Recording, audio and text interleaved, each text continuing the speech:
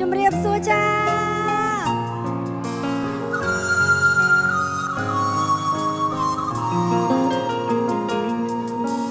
មើលមុខមកនាងក៏ស្អាតដែរគឺអន់តងត្រង់តែតាក់តងនឹងប្តីគេមនុស្សប្រុងតែម្នាក់រកមិនពីបាក់ទេប្រុងទុំនេនៅសល់ច្រើនណាស់ម្នាក់នាងរបស់ខ្ញុំកុំមកសំឡឹងដូចអាបប្រយ័ត្នមានបាបកុំដាច់ខាតហាបាំងនាងណាក៏ដឹងប្រុងម្នាក់នឹងមានខ្ញុំជាម្ចាស់ហេតុអ្វីនាងនៅមុខក្រាំងប្រាប់ឲ្យច្បាំងឈប់រញ៉េរញ៉ៃគ្រាន់តែរកសង្សារម្នាក់រកមិនបានមែនទេកុំទុំណែធ្វើចន្ទទី3គេមានម្ចាស់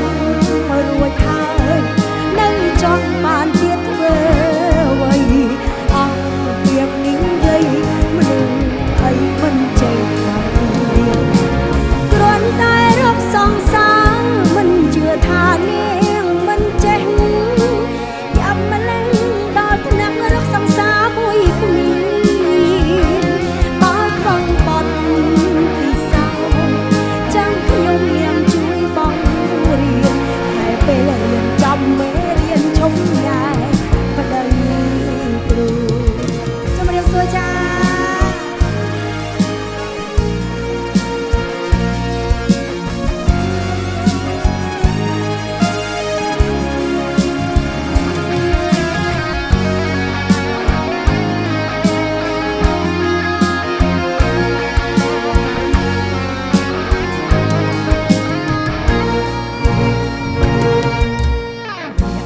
របស់ខ្ញុំកុំមកសំឡឹងដូចអាប្រយ័ត្នមានបាបកុំដាច់ខាតហា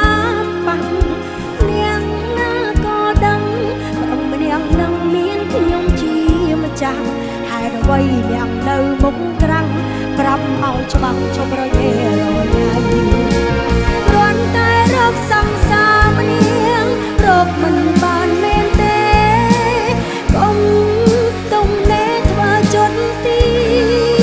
3គេមានម្ចាស់រួចហើយនៅចង់បានទៀតធ្វើអ្វីអស់ពាក្យនាងយាយមនុស្សអីមិនចេះពីគ្រាន់តែរកសង្សារមិនជឿថានាងមិនចេះយ៉ាប់ម្លេះដល់ថ្នាក់រកសង្សារមួយគ្មានខ្វះបត់